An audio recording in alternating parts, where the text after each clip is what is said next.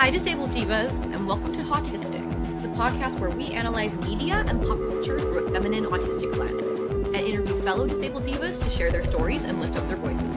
I'm your host, Sammy Harris, and without further ado, let's get into today's episode.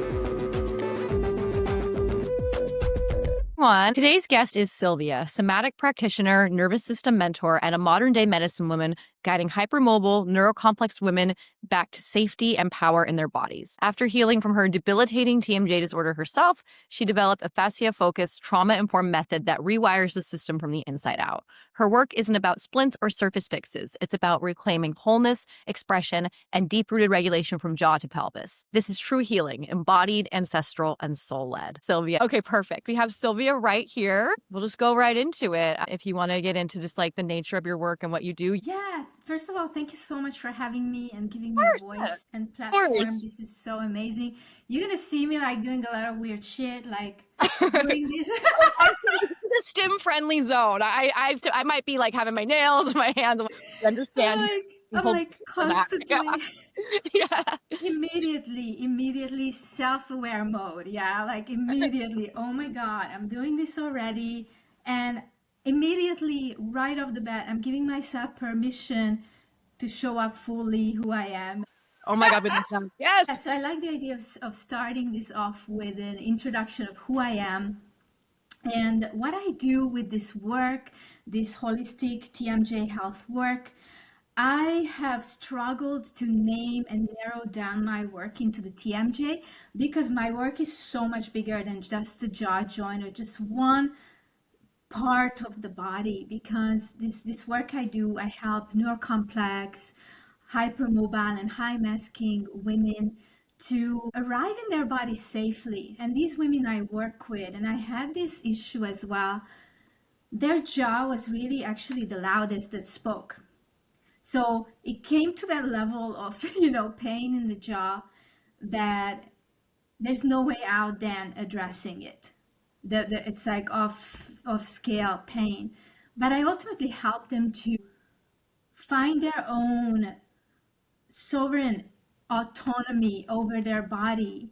And if you think about this area of the body, the throat, the neck, the jaw, the speaking, the voice box, and this is your profession too. You are doing this, your passion project. This is my passion project too. I'm fully invested in this for years now. Basically, when there's a blockage here, and this blockage is ancient, it's epigenetic, it's so much ingrained in our system, especially us neurocomplex women, that giving your voice an outlet and safety in your body while you express yourself and not having to mask yourself, I think it's the most beautiful way to guide women into freedom. I love that. I love hearing that. That is great.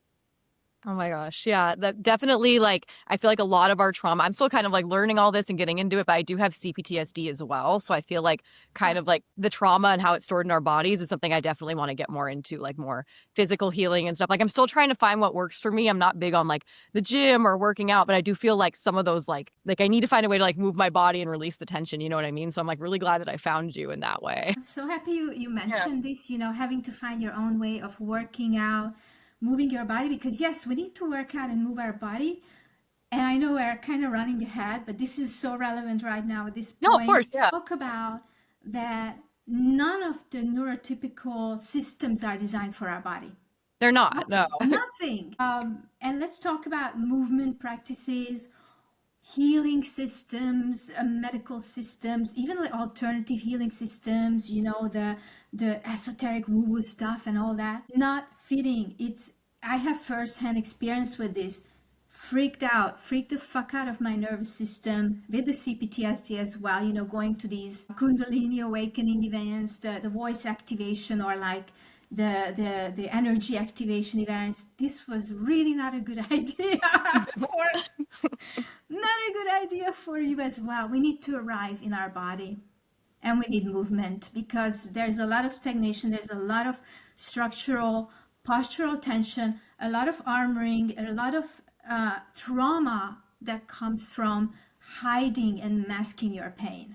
Yes, I agree with that. Yes. I'm sure you've heard of like the book The Body Keeps the Score and all of that. That's like the body like keeps the trauma like in there. Like that's something that I have struggled with obviously with my autism and ADHD and even with my dyspraxia. Is it's like, yeah, obviously it's the masking element and all of that, but like that it's all of that trauma from years from like going through ABA, from masking so hard, masking through high school, college, it's all like in my body, you know? And like I'm sure a lot of other autistic people, specifically like neurodivergent, like autistic women, I'm sure we can all relate to that. Like, and sometimes the traditional systems don't work. Like I had a horrible experience earlier in like February at my school, my university's doctor, and it was just like being gaslit about all my medical needs, and I was just about to melt down. It was really, really bad. So like I believe in medicine and like, but I want to be, but I'm distrustful of like just the normal systems, because like I feel like sometimes I know more about my autism than like a doctor. And I finally found a therapist that works for me after I was in therapy since I was 15. And every time it would just be like, maybe you're bipolar, maybe this and that, maybe you need to meal prep. I finally found a therapist that works, but it took so long. We're going to have to start finding these systems for ourselves, I guess. Even with like, creating this podcast, I feel like I've had to do most of it myself because I've had to like kind of break out of those systems that haven't really ever served neurodivergent women. So it's like, I'm glad we're talking about this. Absolutely. It's really finding the way back into your body and understanding that when your body becomes a safe space to be, then it becomes a guidance. It's a recognition and going into the next topic with my own unmasking story is the recognition of the body on the level of my body, on the level of my viscera, because I did watch a lot of, I needed to understand myself better. Going from my first experience with healing was CPTSD and relational trauma and unraveling all of it. And the first time I really lived alone on my own was that year when I really did so much of my healing work. And I just really truly wanted to understand myself. And the more I was connecting to my own body, and of course I was also guided by a IFS therapist who's also trained in CPTSD. So it was very obvious to me that after this big rupture in my life, I had a very traumatic event.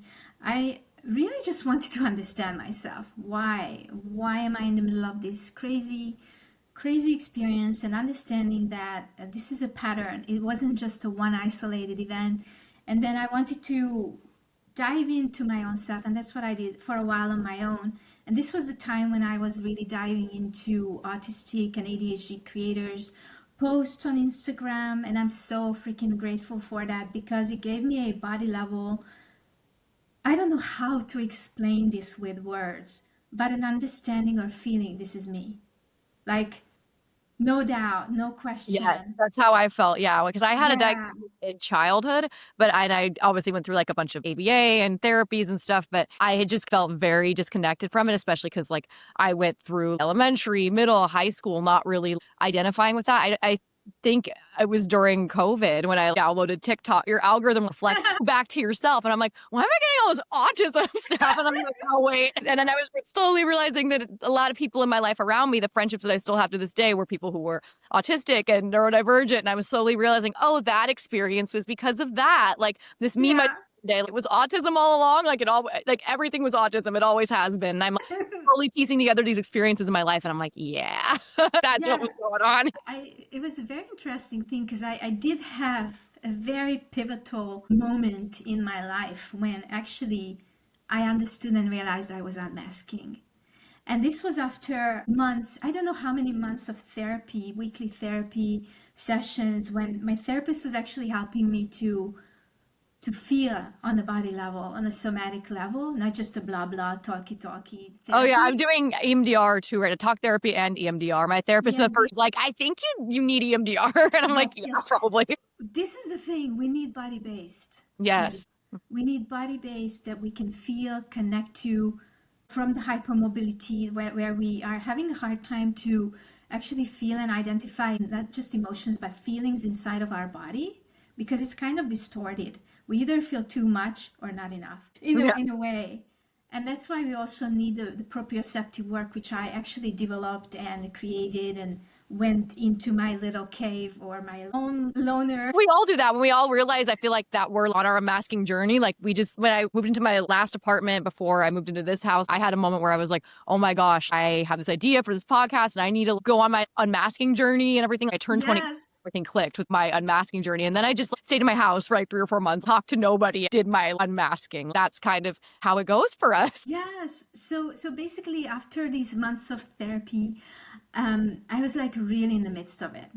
And then I feel like what happened to me is that the safer I felt, the more safety I created in my nervous system with therapy, with my somatic work, with the self-coaching that I also teach to women. It's somehow my inner child felt safe enough to be seen and heard. I love that. Oh my gosh, that's awesome.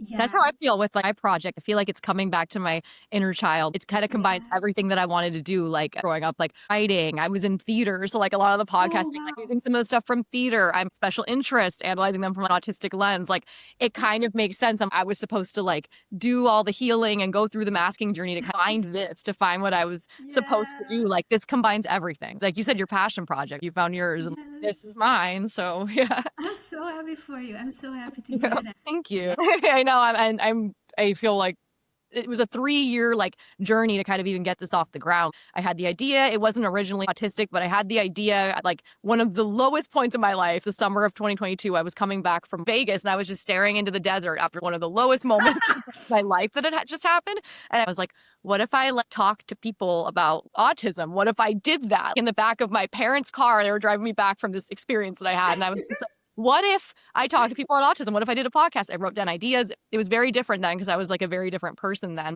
After, I worked at an office job that I did not like. And I remember just listening to my music and just at the office job that I did not care about in my notebook, writing down, this is a podcast idea and this is someone that I could connect with and this and this and this. And then I actually started to grow my community a lot. I hit 10K followers last year on TikTok, but then I was locked out of my account for 6 months because I got hacked. But then right after the TikTok ban and after my account getting hacked, I actually started to build a lot bigger community because I started working for the Autistic Culture podcast and connecting with disability creators that way. And then I started posting my content to Reels and I started getting a lot of traction on there. And I just started meeting people from the disability community. I did some work for Cripple Magazine. I met a lot of like wonderful people through that. And I just kind of realized this is the community I'm supposed to be in. I was always trying to be an influencer for like another like typical community and it was never working. I'm like, I just need to focus on everyone else who feels the same way that I do. And hopefully through that, people will listen. People will listen to what I have to say and the stories of all the amazing people I have on here, you know?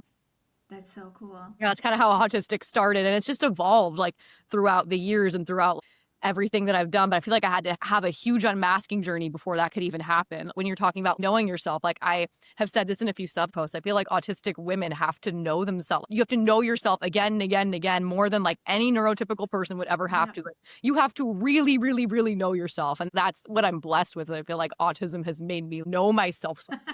So that I had to learn, I'm going to keep knowing myself through my whole life, but I had to know myself on just the most intimate, like crazy levels before I could even start this project. Because I recorded some episodes back in April and then I had to go through some stuff after that. I had a lot that I even went through when I was even like, okay, I'm ready to film. And then I went through more and I'm like, oh my God, I have to know myself even more before I could start this, you know? Yeah. Think about it. It's not just for work and for passion, but also that what you're talking about, the getting to know yourself. Yes, I agree. Relationships and intimacy. So that was like my initial, the push, the force of having to love myself and understand myself. And the more I was unmasking, the more I was asked from within, from my internal system, to really truly love myself, and not just on that fluff surface level, but really the whole totality of it. Because when my unmasking was happening, and I was like so freaking baffled and confused because I was there I was healing my nervous system in therapy. I was supposed to get better, but actually my symptoms got more intensified. That's what happens is people are like, oh, since you act autistic now that you've like come out as autistic. And I'm like, no, I just feel safer to like unmask because now it's like the cat's out of the bag. Now it's like there's a reason to Yes. act the way I do. And I've stopped caring. I've realized that like if someone's gonna be my friend or give me the job or want to be in my life because of my autism, I don't want that opportunity. I want to be authentic. I'm so tired of all the times that I mask for other people. It's tiring and it like, had weight on my body and I was like getting sick, and I have to live authentically even if it looks different to other people. I don't really care how my life looks to other people. Like as long as I'm happy, I have a partner Exactly. that loves me. I have my parents who are both neurodivergent. I have a good solid friend group, even though some of them live in other states or places. And I have the disability Wow. and I have my work and my passion. It doesn't have to make sense to anybody else. That's how I feel about it. Yeah, I'm sure you can relate. It's absolutely solid. Yeah. For your work and your mission, like how did this all come about, and like what are some of like I guess the modalities and methods you use to help neurocomplex individuals like heal their trauma? I want to definitely hear more about that. Yes, thank you. When I had my TMJ issues, even before I knew it was called a name, a TMJ disorder, uh, I went to get the help of a TMJ specialist doctor. And 9 months into my treatment, I was doing really good. And then suddenly, out of the blue, I had another really crazy pain flare. And that's when I started to connect the dots together, that this is more than just the misalignment of bones, and really starting to understand, unpack those layers again over and over again, that this is hypermobility, hypermobile EDS, and dysautonomia and all that stuff. It just started to all come together. And interestingly, the women who came to me for help with jaw clenching also need this type of work. So I'm not surprised. I was actually attracting to, I mean, I was attracting these women who were very similar and understood that what you can find in the medical system is not even touching or scratching the surface of what a neurocomplex, hypermobile, high masking body needs. And that's why I Exactly. developed my system to guide you back safely into the body, feel and turn on the right muscles that actually support your voice, support the jaw joint, create harmony and balance in these little muscles here. The head, there's like a very signature posture that we deal with neurocomplexity, especially with the ADHD and autism mixture mixed with the CPTSD, is this little bit of this forward head posture. I feel like I'm doing that right now. I keep trying to like, straighten my back, mindful my jaw. Ever since I like found your stuff, I've been like, I realized I clench my jaw so much. Like I'm Really? trying to like unclench because I'm like, oh my God, it's all related, you know? Yes, Yeah, so I love that. rebalance. It's really what is being offered in the medical system, basically to simplify it, is just a realignment, it could be big, the realignment of bony structures, the jaw into the ideal occlusion and position so your bite can align. Now that's not enough. Yeah, no, exactly. Yeah, like we need even more. We need to like address the underlying concerns, like you said, like in the body, because there's definitely more. It comes from like years Yes. of trauma stored up. Yeah, nervous system. So I help on the Mhm. systematic level, nervous system healing and giving these tools of empowerment to the women so that they take it. You know, I hold this container for them and they find their voice, they find their alignment, they find their turn on and their expression. So it's really cool. I love that. Yeah, I love hearing about that. More about like what people misunderstand and how like trauma and TMJ like show up like physically. Yes, yes. So again, people think that, you have an issue, you go to a doctor, you get fixed. This is not the case with neurodivergent, neurocomplex, high masking, hypermobile women, because what do they misunderstand? Really, that I think it's more like that we are being misunderstood.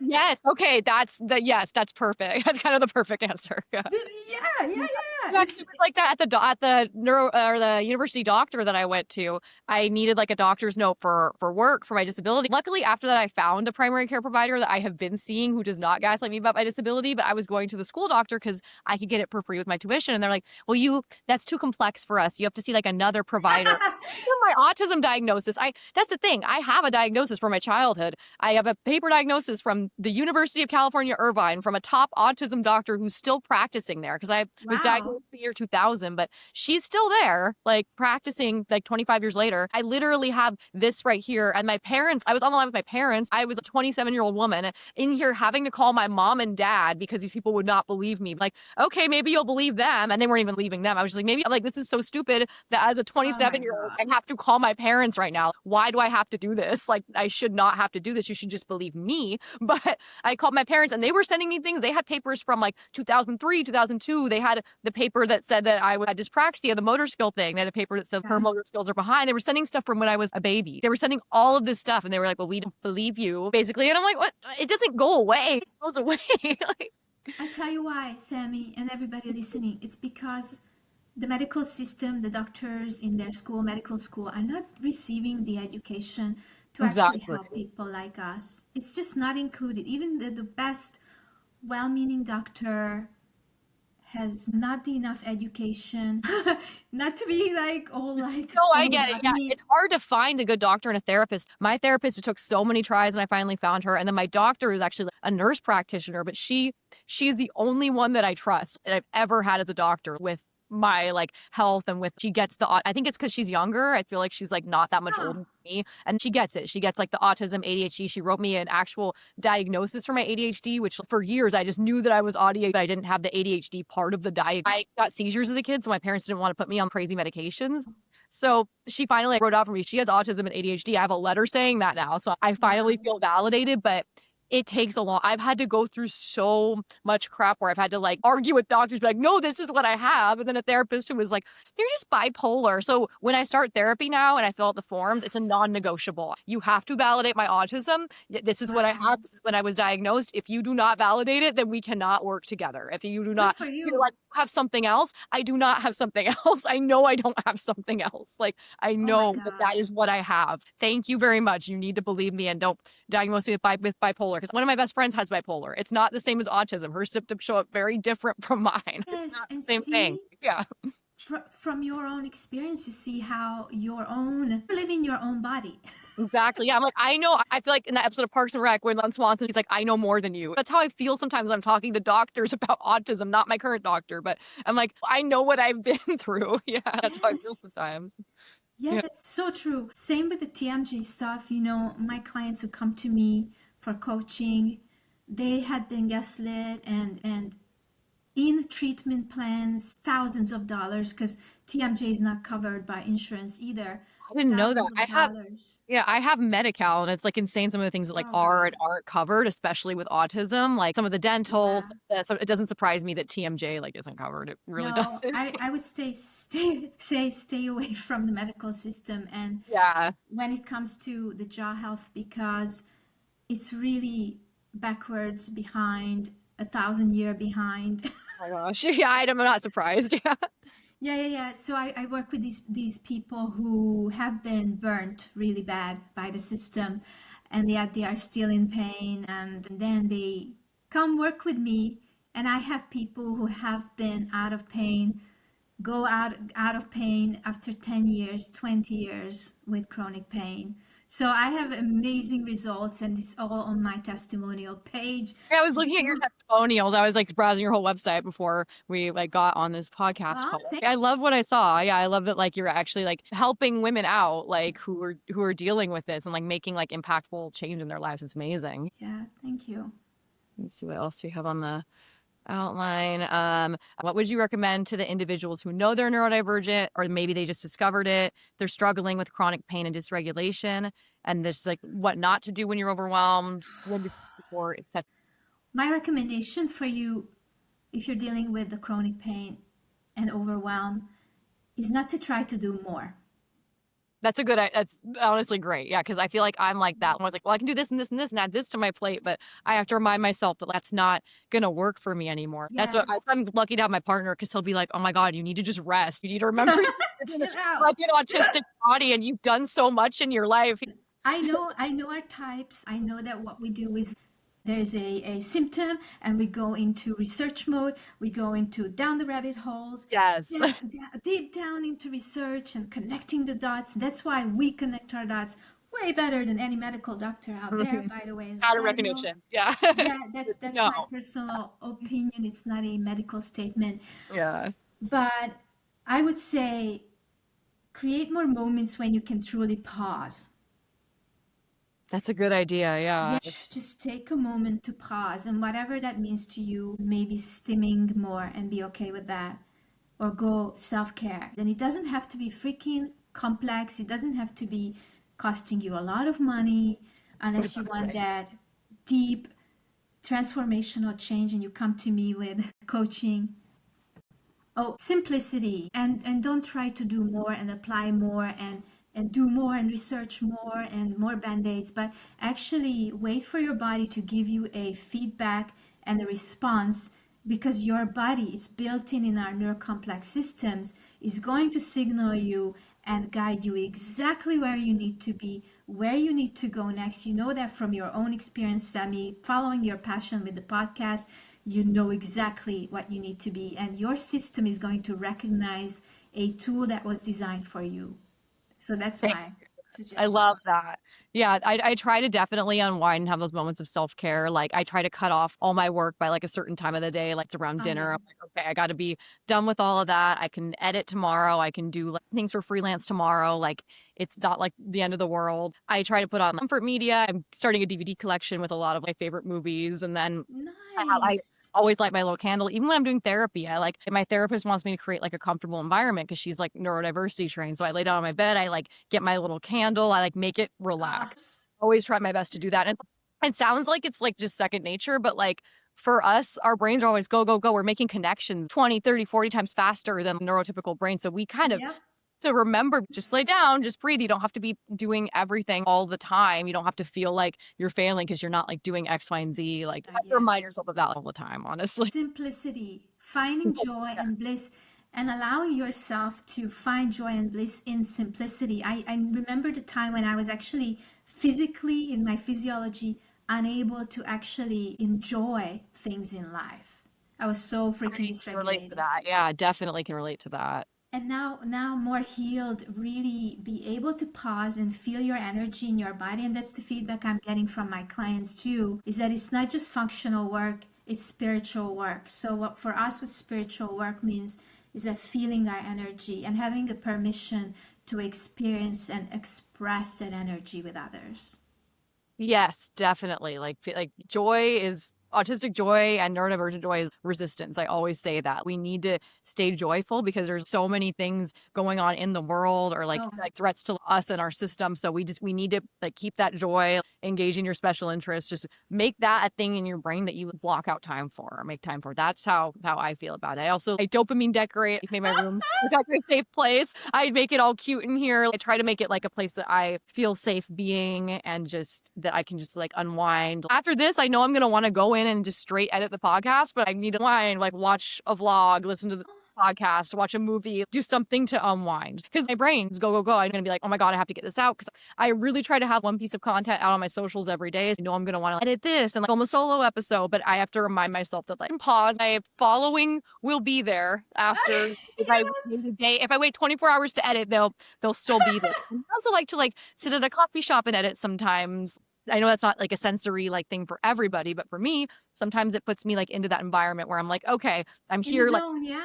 this because sometimes in my room my bed's right there and I'm just like, okay, good night. But yeah, Yes. so I know I'm gonna want to do that after this. I know I'm gonna want to just edit everything and like get it out, but I know I need to like Aww. take a minute, breathe, regroup.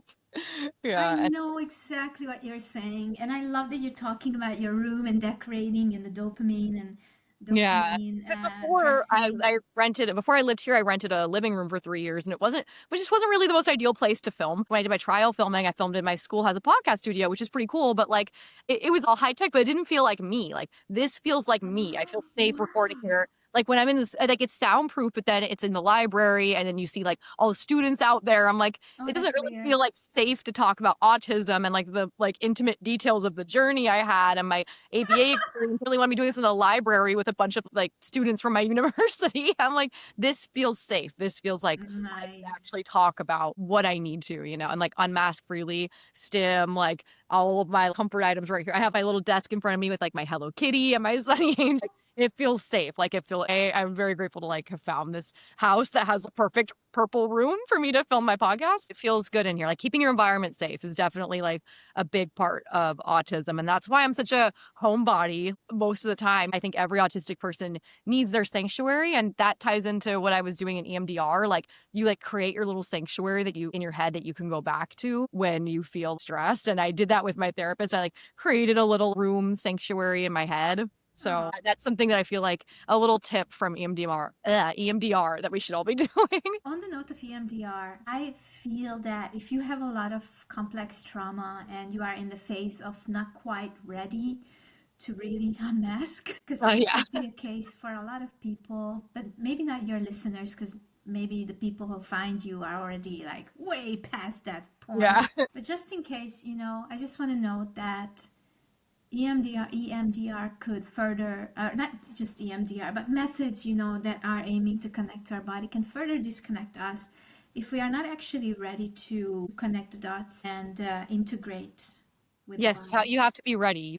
Like a lot of those hyped up weekend workshops, breath training workshops, Yeah. because I don't feel like that's really a safe space to process trauma for an autistic ADHD individual with a complex PTSD. So yeah, I'm very particular and protective about that.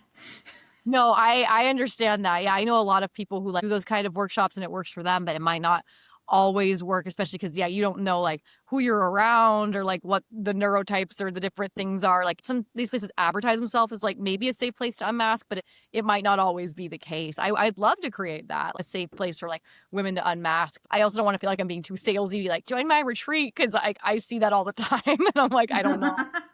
I do want to eventually down the line create something like that space where we can all like unmask and like feel free to kind of like process those kind of things together. Right now, it's like my online community and like my like free and paid Substack and just all of, like the circles that I like invite like my followers into. But I'd love to like have something eventually down the line that's like more of like an established like community, That's so cool. That's a beautiful vision, and we definitely need that. I have so many visions in my head though. Like I want to start a disability beauty line. I eventually one day want to open like a neurodivergent friendly restaurant. Like my brain is I was not built to work a 9 to 5. My brain is like business idea after business idea. My brain is just like let's do this, let's do content. I don't think my brain was ever meant to fit into like you go into the office and work for someone else's business. You know what I mean? So that's why like that's just one of my many visions. I want to write a book. Like I'm hoping that all this like comes to fruition in the next few years. So hopefully I can watch this back in the next few years and be like, oh, I did some of those things, You spoke that into the space today. Exactly. Yeah. I always try to put that in there. I try to share too much about my plans because I don't want like evil eye or jealous people or like people to copy my ideas. But at the same time, I'm like, I do want to put these things out into the universe because that's what I want to do. I want to like own my own businesses and do content creation and write a book, maybe multiple books. But that's kind of where I'm at right now. Like I know what I want to do and my vision for my future, like even though I'm like finishing school right now, it's weird when people ask, they're like, oh, like, and what do you want to do after school? And I'm like, I don't plan on working for anybody. I don't plan on being on LinkedIn and making connections. Like I don't plan on doing any of that. So I plan on starting my own businesses. So yeah, that's what's happening. You study? Public relations. And then I had, I finished my minor, but it's a minor in women's and gender studies. So that helped me out a lot with like, like just studying internet and all of that kind of stuff. I really loved like everything that I studied in my minor. And yeah, and then my major's public relations. I have a degree in journalism, an associate's degree. And then I was doing journalism, but then public relations suited me a lot better. So I switched over to that and I have not regretted it. I've been very happy with it. Yeah, I had a long educational journey. I was in fashion school, did not like that, dropped out. And then I was in community college, took 2 gap years. I was a tour manager for bands, which might be why I'm in so much burnout because I was like touring with bands that I wasn't managing, touring with bands that I was managing. And then I was just going across the US. And one day I'd be in Pennsylvania. The next day I'd be in San Francisco. Like COVID happened right after that. So my body was just like forcing me to rest. Like the universe was forcing me to be like, just rest. Like, yeah, you cannot keep doing that. Like if I kept doing that, like I love traveling and I'm planning some like traveling like next year for some festivals, but it's like I feel like if I kept doing that, it might have gotten into even deeper burnout. So COVID kind of forced me to pause and be like, okay, like you don't need to be doing all this. This is a lot for you. So I paused and then we're here now. And then in 2020, I started doing public autism content on the internet. And then from 2020 to 2022, it evolved to becoming like, I want to do a podcast. And then it kind of evolved to where we're at now with the autistic brand, with just everything that's like I want to do. My book, my vision for the beauty and skincare line, it's just like my whole vision has evolved over the years. Been on social media, and I was on social media like before that. Like I was on social media. I started Instagram in 2011. Like I started Instagram in 2011 as a fan account for a band that I really liked, and then it just kind of like evolved from there. And then people were like, "Hey, you have more followers than like a normal person." I remember someone saying that to me at high school orientation. Yeah, and I only had like 5,000 followers, but I remember someone saying to me like, you should do social media more professionally because that's more than like just your average Joe has on social media. You're doing something right. But at that point, I didn't identify with autism, so I wasn't like doing anything in that way, I guess, make autism content. I had no idea. I was just posting, I like concerts and this is the outfit I wore. Look, here's a coffee. And then it became a special interest. A lot of people I was friends with at the time didn't understand. They're like, you just want to go to LA and get your pictures and whatever, and you're vain and superficial. Judgments. Yeah, for me, it was more than that. It was more than being vain, superficial. I'm like, this is what I love doing. This is going to connect to something someday. I just don't know what yet. So yeah, it looked like I was posting like stupid pictures of coffee and being like, get me at the right angle for the like photo. But like it turned into something like so much more because I realized this can connect to autism. This can connect to my brand. Like you said, all the connections in my brain were just going and going. And I'm like, wait, this is now I know what it is. Now I know what I'm doing. I'm like, this is what I'm doing. And my Substack, and like hopefully I can start doing YouTube vlogs. I'm hoping to invest in all the right equipment, like a microphone and all of that kind of stuff, like vlogging. Like that's next, really investing in all the different equipment that I need, but evolved so much from like day one, opening an Instagram account in 2011, even before that, like watching YouTubers as a kid and being like, oh, this could be something I want to do. But like, I couldn't start all of it. I couldn't jump in at the different eras of it. Like I could have done 2014 YouTube. I could have been an influencer in like 2017. And I was doing like brand deals at that time and like little paid posts for small businesses. I've been working in social media since 2018, like in a career sense for other brands, freelance, 9 to 5, whatever. But it didn't really hit me until a few years ago, like what this was all for, everything connected. So that is dope. I can feel your excitement, and that's that fuel. Thank you. Yeah. Keep going, you know? Like it just hit me 2 days ago. I was doing content photos with one of my really good friends, and we were in downtown Santa Ana, which is right by where I went to high school, where I went to arts high school for creative writing. And I was like, even back then, because I was walking around through the old places I used to go to, and I went to the cafe I used to go to, and it hit me. I was like, I knew back then that I was supposed to do something with social media, and that I had all these things that happened in my life, like all my experiences. I was so good at writing to have that voice. I did theater to help me with like kind of doing everything for the podcast and like speaking and interviewing people. And I have a journalism degree too, again, helping interviewing people. So I'm like, what, this all connects in some way. But even in high school, I knew it was going to connect somehow, but I didn't know how. And it was how. You don't have to know how things going to connect. I would be like so freaking curious to know your human design, by the way. I've been wanting to do that. Yeah, I know like my Myers-Briggs and stuff, but I don't think I've ever done the human design. I know I'm like life path 8, sub path 35, but I'm like girly. I love pink. I love like little girly things. So I'm just like, how am I going to make all that kind of connect? And then it hit me with the disability community and like getting my voice out there. I'm like, oh my gosh, this is what it's supposed to be. And maybe it'll turn into something more like, but that's what it's supposed to be. Kind of like fighting for my question to you. Okay. I have a question to you. That moment you realized it, how did that feel in your body? Oh, it's such a good question. I had multiple moments of like realizing it, but it feels like hopeful. It feels like a buzz, like a rush, like all the like, yeah, all of the points in my head are connecting. And I'm just like, every time I make a new connection that has to do with the podcast or with my brand, and I'm like, oh my gosh, I'm like, this could be like this and X, Y, and Z. Another moment that like really, really like connected things for me was about like 2-3 years ago, Holly Madison from the Girls Next Door, who like I had always grow up watching. Like I would sneak to the living room and watch that show. That was my favorite as a kid. It was the Girls Next Door. Probably not appropriate for me to be watching, but I still watch it to this day, like as a kid. But to this day, I still watch it. And 2 or 3 years ago, she came out as autistic. And that was kind of everything connected for autistic. I'm like, oh my God. So these like hyper feminine autistic women do exist. And one of the girls that I looked up to for the longest time like from TV and like social media is, and she is, and that connection felt like crazy to me. I was like, okay, I have to do this because I need to create more like representation. And like, I know I was not the only person who felt just validated when Holly Madison came out as autistic. I know a lot of people have said that. And recently we've had more people come out as autistic. Julia Fox, Amy Lou Wood from The White Lotus, she just came out as autistic. And I'm like, so this is, the more that I share stuff, the more like in my story, the more that like hopefully other women will share their story, and then we can like destigmatize taboos, and it can be like this thing. Like we can fight some of the taboos or stigmas that have come out and just make people feel like they belong. Like that's definitely how I feel about it. Yeah.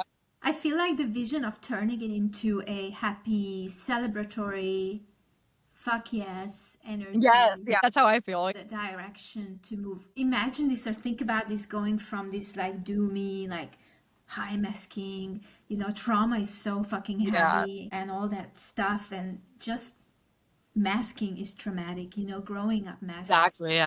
Family, partnerships, relationship with yourself, and turning this whole who you are and self-expression into something that is a fuck yes. That's a good vision. That's what I want to do. Yeah.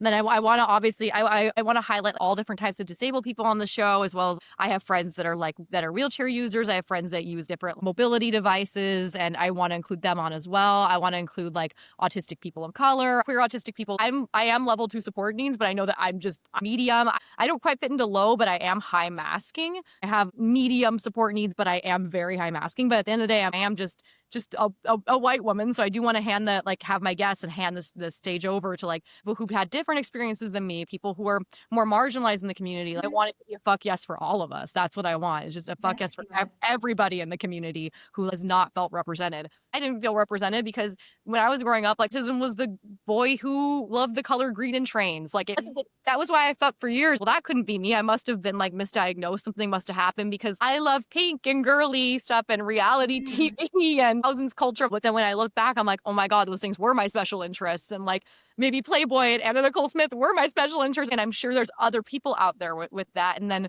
TikTok and the internet and some of these like lovely autistic and neurodivergent creators that have been creating for longer than me have like really like laid the groundwork for that, where like, yes, autism does not just look like your weird uncle who like plays with puzzles. Like it doesn't look like that. It's not like, or like collects model cars. It's not that. Like it is that, but it is also so many other things. So I need to kind of be that representation that I want to see, which goes back to me doing so much of it myself. One of my friends from my first year of college ended up opening an agency and signed me to his agency. So I do have representation now, which is cool, an agent and helping me get brand deals, which is great. But other than that, I know I'm having to do things mostly by myself on a limited budget, reaching out to people that like I know will help me with like video editing and sound editing. I try to do most of the things myself because I believe in paying people, other than my manager and my guests and like the people who help from time to time out of the kindness of their hearts. But I don't really ask for anything. It's a one-woman show. It's me Googling how to edit video, how to upload podcasts to Spotify. Like I just trust. I'm like, I've been through harder stuff in my life. I know that like if I have Google, like I'll be okay. Like I can figure all of this out. And even if it's not the best produced quality, in a year from now, I want a studio. I want to have like a full studio with like mics in LA that like I can record at and have guests in person. But even if it's not the highest quality thing in the world, like I know that putting it out is better than just like all the years that I didn't put it out, which I know that those years were necessary to refine the vision and learn more about myself. But I know that I'd rather have episodes out and start on it than think about what could have been, you know, even if it's not the best quality ever, who cares? The more I put myself out there, like the more it's going to evolve. Oh my God. I'm so with you on that. I'm glad. Yeah, and this is the other thing is that we tend to be perfectionists. Yeah. So it cannot go out until like it's really perfect. It's that's like one of my weaknesses. Editing to the max, going back and make sure that I say this right and they understand it right. Oh yeah, because like we love to be understood. Autistic people love that, to be understood and have that understanding. But sometimes like we just have to put out the product because otherwise 10 more years if I was going to try to make it perfect. I need this intro and I need thinking about these influencers who've been doing it for longer and have way more resources than me. I'm not going to have an Alex Cooper level professional studio with like movie filming equipment. I'm just me in my bedroom I was working in an office like 3 weeks ago. I'm like, this is the start of something. Like, I have to remember I need to evolve into it. You know what I mean? I am a perfectionist. I want everything in the Yeah, episode to be like my pink aesthetic and perfect and matching, but it might I get it.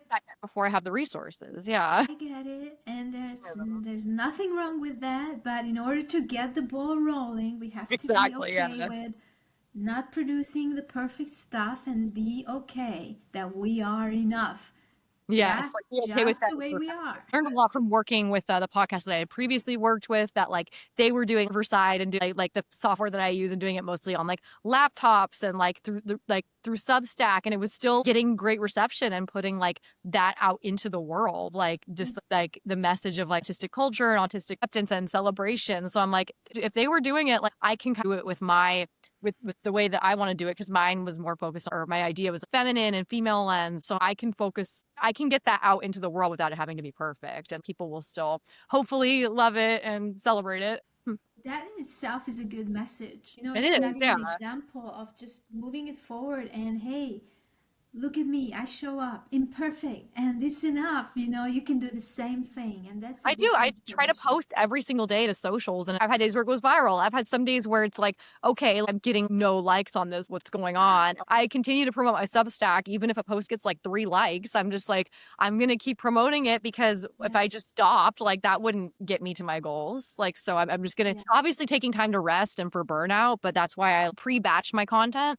That's why I make sure I'm wearing the same outfit sometimes, but I make sure like I have things that can go up. Like today I had like a brand deal on my Instagram, and then tonight I'm going to do a vlog on my TikTok. Like I make sure, even if I don't feel like filming today, like yesterday I didn't put on makeup. I was just like in my sweatpants, but I make sure I have something that's going to go up on the channels. Like, or I try to make those systems for burnout, I guess. Like, okay, if I'm too burnt out, what can I post today? Can I make a graphic? Can I take old photos and put them on Canva? Yes. Like make something about, and since it is like one of my special interests, content creation, that makes it easier for me. Like it's not Yes. like I'm focusing on something that like gives me a lot of burnout. Like I said, like I've kind of given up on producing content for people who aren't going to get it. The disability community is who's going to understand my stuff. So that's who I'm producing content for at this point. I include everybody, and everybody obviously is welcome to follow me and see that as a safe space, but I am producing content for the girls that get it, for the disabled women that are going to understand why this is important. And I know they're out there, because before social media, I was just this little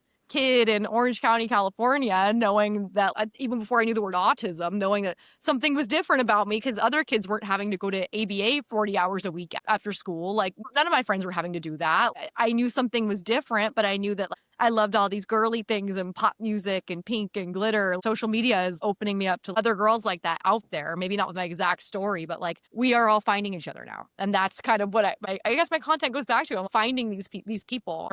That's kind of how I feel about it.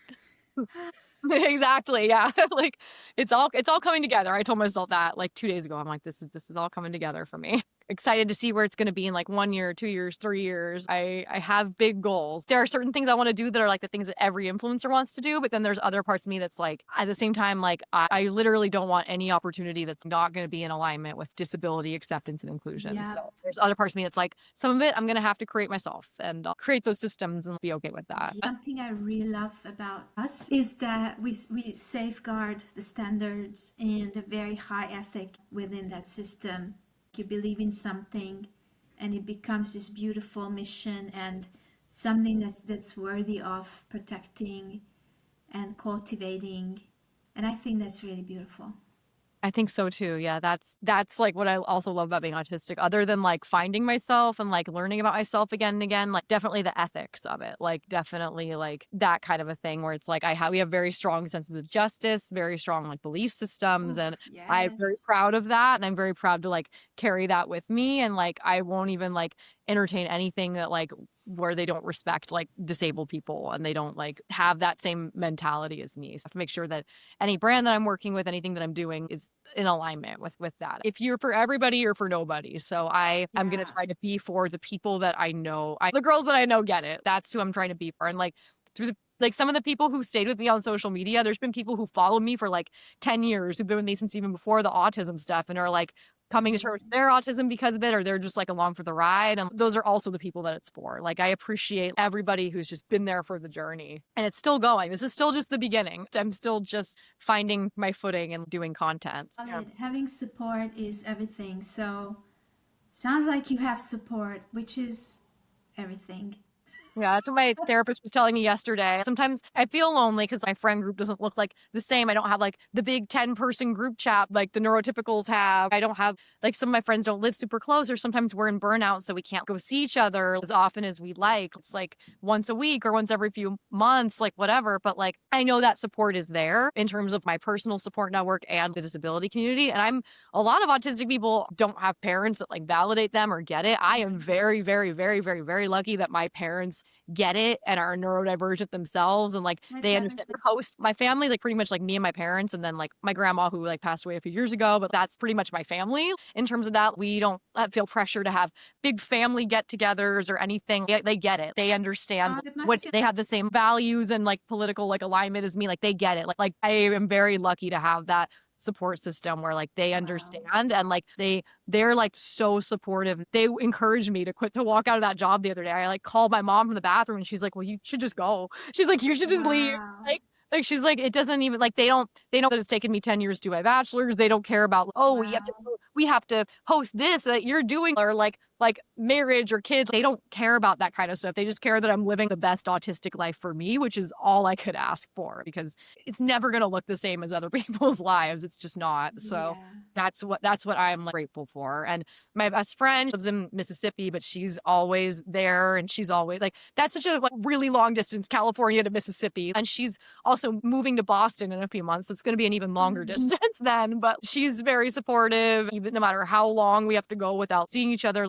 We always get each other. My partner is also neurodivergent and communicates with me the way I need to be communicated with, even if it doesn't look normal to other people. It works. And then I have my other like friends that I see, even if I don't see them like as much as I'd like, because we're all neurodivergent. I don't really have anyone neurotypical in my support network. Like the people that I bond with naturally are the people who have different neurodivergencies, like, you know what I mean? Neurocomplex individuals, like you said. So we understand that we need the time and the space and different things, so cool. But we still support each other. And then my broader social media community, I hope I get to meet each and every one of these wonderful disabled individuals like in person one day. Like I really, really do. That's what I'm doing it for. I'm doing it for the disability community. I've had trouble in friendships as an adult, but the disability community has never made me feel like that. They've never made me feel, oh, like I have to do this or that, right? Nobody in the disability community has ever made me feel that way. They've always made me feel like I'm good as I am, like come as you are type thing. That's the kind of environments I thrive in. I love that. I am so grateful. It's all for them. It's all for everyone in the disability community, even people who don't follow me on socials yet or don't have socials. I hope someone comes across my work and feels represented. Love that. I love it. The final thoughts, grounding messages, where we can find you online, any final thoughts or grounding messages that you have, and then your services and where we can find those. Yes. So my final grounding message, it's okay to be selfish.